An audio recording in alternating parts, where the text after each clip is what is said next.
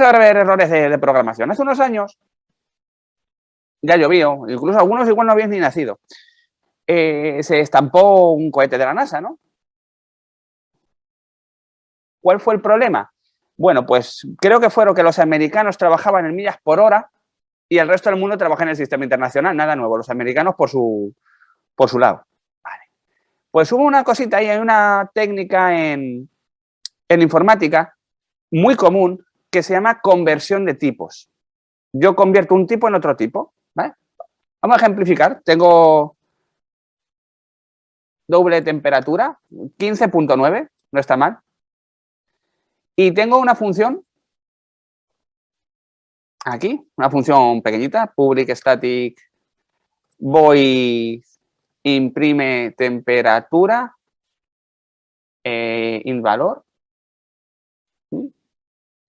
system.out.println valor. ¿Vale? Lo único que hace es que recibe un parámetro y lo muestra en pantalla. Súper absurdo. ¿Vale? Aquí tengo un tipo doble, aquí tengo un tipo int. No son tipos idénticos, entonces, si yo llamo a imprime temperatura, le paso mi temperatura, me está chillando, ¿no? Me está diciendo, ¿dónde vas? Requiero un tipo integer y me estás pasando un doble. Ah, pues no hay problema. Convierto este doble en un integer total. Si aquí me pide un integer, pues le paso un integer. Vale. Int temperatura int es igual a int temperatura. Esto se llama conversión de tipos, ¿vale? Estoy convirtiendo un doble en un integer. Declaro una variable y a la variable le asigno la conversión de la variable temperatura en un integer. Y ahora, como me dijo una vez una compañera mía, esto fue buenísimo, no, si compilar, compila. Ajá, efectivamente, si compilar, compila. ¿Qué puede salir mal si compila el código? Nada, ¿verdad? ¿Cómo va a salir algo mal si me está compilando? Voy a ejecutarlo. ¿Está en ello? ¿Qué ha pasado aquí? Me pone 15 y no 15.9. Acabo de perder 0,9 de precisión. 0,9 de precisión entre un coche y otro coche es una llamada al seguro, para que os hagáis una idea. Pues fijaros, esto es uno de los errores más típicos que hay y que se cometen muchísimo. Es la famosa pérdida de precisión. Tengo un valor flotante y lo convierto a un valor entero. Los valores enteros no tienen parte decimal, así que hago una conversión de tipos. Como quiero tener esto en un entero porque esta función me pide un entero, bueno, pues ¿qué puede salir mal? La convierto en entero. Pues ya está, convierto en entero, le paso a mi función una variable que es un integer, que ya no es un doble porque lo he convertido aquí, y lo imprimo. ¿Y qué es lo que he conseguido? Pues no he conseguido nada más y nada menos que perder valores por el camino. ¿Dónde son chungos estos errores? Pues en aeronáutica no os lo quiero ni contar. Pero vamos, que si yo tengo en el banco, que sería mucho decir, 15.900 euros.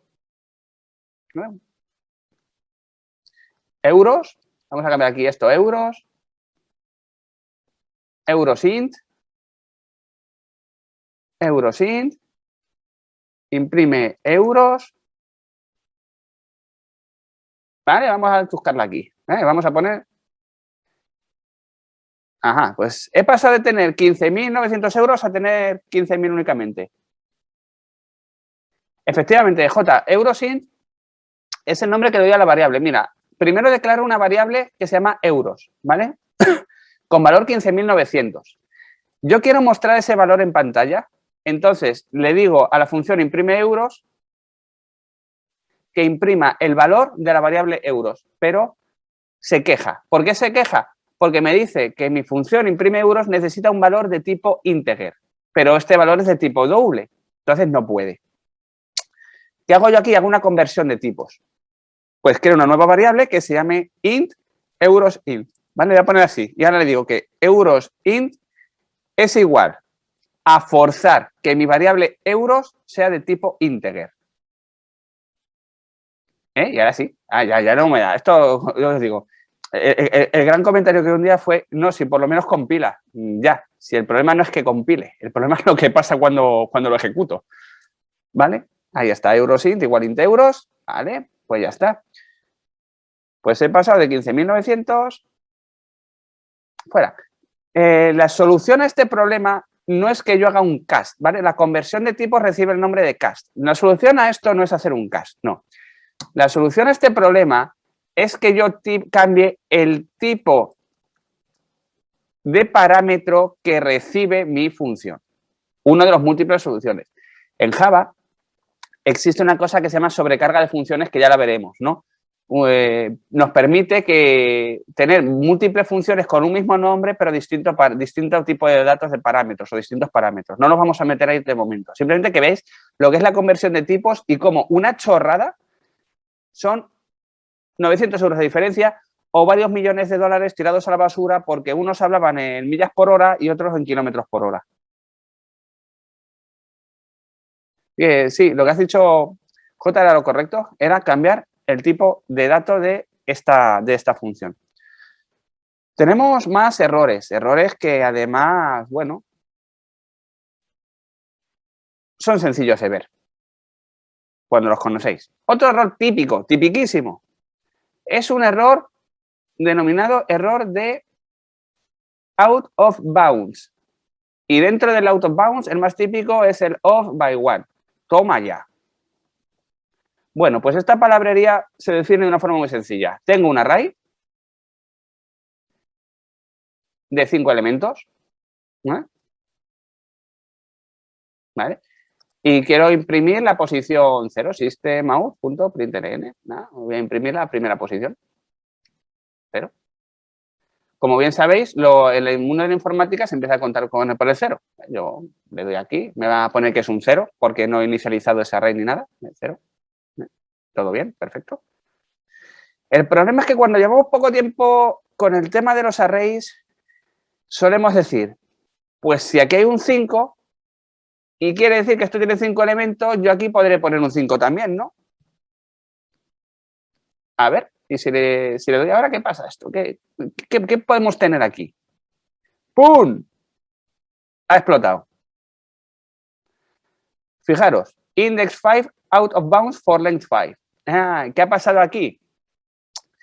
Que resulta que mi array es de 5 elementos y tiene 5 posiciones. Pero la quinta posición no es el número 5, es el número 4, porque empezamos a contar por el 0. 0, 1, 2, 3, 4. El número 5 ya sería la sexta posición. Y la sexta posición no existe en este array porque tiene 5 posiciones. Fijaros que se declaran con el número de posiciones, pero se accede con el número de posición menos 1. Si yo le pongo aquí un 6, pues sin problema, ya tiene 6 posiciones. La sexta posición es el número 5. Ahora sí funciona. Ahora no funciona. ¿Y por qué el error más típico dentro de esto es el off by one? Porque siempre nos equivocamos en una posición. Casi siempre nos equivocamos en una posición. Y por eso es un error de off by one. Error por 1. Porque he intentado acceder al último elemento. Como aquí he visto un 5, digo, pues nada, el 5, el último elemento. No. Declaramos los arrays con el número de elementos que queramos y accedemos al array con el número de elementos que queremos menos 1. Y ese menos 1 viene porque no empezamos a contar en el 1, sino empezamos a contar en el 0. Es otro error tipiquísimo, tipiquísimo.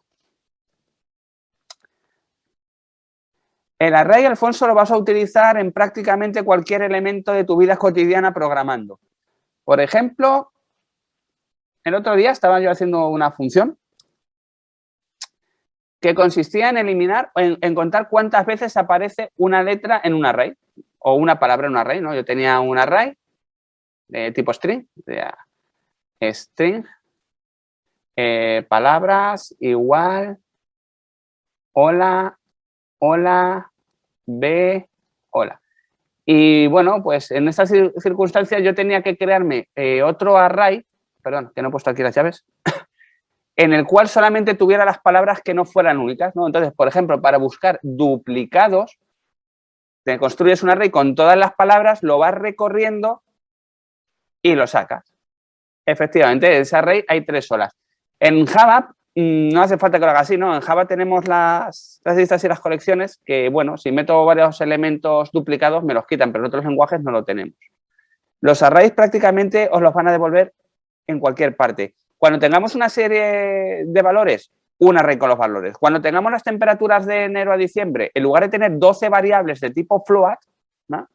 En lugar de tener temperaturas tipo float, ntemp igual 5.1, float ptemp igual 5.9. En lugar de eso, nos van a dar un array de temperaturas donde pongan 5.1, 5.7, aquí habrá 12 temperaturas y nosotros ya sabremos que eso es un array, ¿vale? Los arrays, insisto, son colecciones de elementos relacionados entre sí que además comparten un mismo tipo. ¿Las temperaturas están relacionadas entre sí? Sí, comparten son temperaturas, ¿no? Y comparten un mismo tipo, son decimales. Pues para esto las podemos utilizar. Los arrays, ya os digo, los arrays, los hash maps que se llaman en Java, son todas las hash, y otra serie de estructuras de datos que veremos en Java avanzado, se utilizan un huevo y prácticamente para todo. Y a ver, ¿algún error más que podamos comentar? Sí, vamos a comentar otro más. El famoso error del overflow. Overflow. Ya sabéis que los tipos de datos tienen un tamaño. En concreto, un byte tiene un byte, 8 bits, y cuyos valores van del menos 128 al 127. ¿Vale? Bit de número igual menos 127. Vale, 127. Vamos a imprimirlo, ¿vale? System.out.println. Número. Ajá. Nada. Compilar, compila. Funciona bien. 127. Está funcionando perfecto. Vale, pero ahora yo a este número le voy a sumar 5. Vale, vamos a mostrar el antes y el después. Número es igual a número más 5. Aquí está. Ah, se ha coscado. Bueno. Vamos a ver si puedo hacer que no se entere. Me encanta que los planes salgan bien. Fijaros que es exactamente lo mismo, pero usando una forma corta, el entorno no se ha enterado de que estoy haciendo lo mismo. Si os dais cuenta, con esta versión me está diciendo, oye, no es por nada, pero que el tipo de datos de número es byte y lo que le está haciendo es un integer. ¿Por qué me está diciendo que es un integer? Pues si el mínimo es el 128 y el máximo es 127, significa que yo no le puedo dar un valor superior a esos números. Si yo le doy un valor superior al máximo o inferior al mínimo que pueda almacenar ese tipo de datos, incurro en lo que se llama overflow. En este caso, el entorno se está dando cuenta de que voy a cometer un overflow. Acabo de descubrir que si hago esto, este entorno no se da cuenta. Pues nada, vamos a crear un overflow aposta. ¿Cuál va a ser el valor de byte en el primer número? 127. Y en el segundo, vamos a ver qué pasa. Tenemos aquí, se ejecuta menos 124. Overflow. Resulta que si sumo 127, le sumo 5 a 127, me da menos 124. Eso es brujería, ¿no? No, eso es overflow. Eso ocurre cuando le paso 1 por encima del máximo, empieza a contar de nuevo por el mínimo. Así que 127 más 1, un byte, solamente puede tener del menos 128 al 127. 127 más 1 es igual a menos 128. 128 menos 128 más 1, menos 127. Voy a hacer copy-paste, ¿eh? Copy-paste, copy-paste. Pues aquí. 27, 26, 25. 127, 126, 125, 124. Si nos damos cuenta, esto es lo que pasa. Overflow. Esto es un problemilla gordo, porque fijaros que si os pasáis de largo, lo que vais a tener en lugar de ser un número más grande es un número mucho más pequeño. Eso debería utilizarse en prácticamente cualquier programa. Un buen programador siempre utilizará el tipo de dato acorde a los valores que va a almacenar. Refiriéndome a tu consulta, si tú haces una select a una base de datos y obtienes 2000 registros, esos 2000 registros no te van a caber en un byte, porque puedes tener como máximo 255 valores empezando por el menos 128. Hoy en día ocurre que a todos nos enseñan a programar y nos cuentan la gran mentira de que la memoria es infinita. Y no, la memoria no es infinita. La memoria puede tener más capacidad o menos capacidad, 32 gigas, 64 gigas, 128 gigas. Pero si nosotros desaprovechamos la memoria porque no sabemos lo que estamos haciendo, vamos a necesitar más servidores. Si necesitamos más servidores, vamos a necesitar más dinero para esos servidores.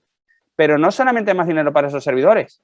Vamos a necesitar más, el coste económico de refrigerar el centro de datos va a ser mayor. El coste eléctrico va a ser mayor. Vamos a tener que gastar más cables de red. Vamos a tener que configurar switches de red. Vamos a tener que buscar IPs para esos servidores nuevos. O sea, las implicaciones de no optimizar el código son nefastas. Sí que es verdad que mucha gente directamente tira de Integer. Un byte equivale a exactamente un byte.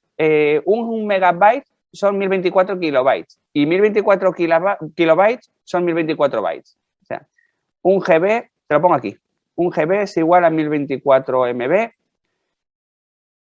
un MB es igual a 1024 KB y un KB es igual a 1024 B. Que a su vez, sí, 1024 bytes. O sea que no es raro, ¿eh? Imaginaros que hacéis una consulta a una base de datos y obtenéis 200.000 resultados, ¿vale? Porque no habéis limitado la consulta, que es otro error típico, pero utilizando bases de datos. Obtenéis 2.000 resultados. Esos 2.000 resultados ocupan 40 megas en memoria y lo paséis por valor, que no por referencia a una función. Duplicáis el objeto en memoria porque estáis pasándole una copia. Tal variable se la paso a tal función. Y como es una copia, se copia tanto el valor como su contenido. Bueno, pues en la query estáis consumiendo 40 megas de RAM. Una vez que habéis invocado la función, estáis consumiendo 80, porque habéis copiado los datos. Pero bueno, yo siempre empiezo diciéndolo.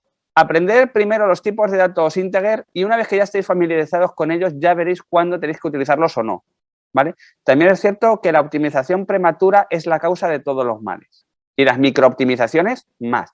Pero si estáis en un entorno donde la memoria importa, esto tenerlo en cuenta. Yo lo estoy enseñando en Java. Imaginaros que mañana os toca hacer una aplicación para Android que suele tener una memoria más restringida o para un dispositivo embebido, ¿no? Para un sensor de temperatura, por ejemplo, con Arduino o con cualquier cosa. La memoria la tenéis que tener muy en cuenta. No podemos abusar de la capacidad de la memoria porque enseguida nos vamos a quedar sin capacidad de memoria. La memoria no es infinita. Como os dije ayer, la memoria es una caja. Esta caja. Y en esta caja tiene una serie de posiciones. Cuando estas posiciones están llenas, ya no cabe nada. Así que voy a intentar usar el mínimo de huecos posibles para que el resto de programas o mi propio programa puedan funcionar mejor. Efectivamente, en todo eso que habéis comentado. Y nada, con esto hemos terminado otra sesión más. Vamos a darle aquí a parar, que los siguientes son los depuradores.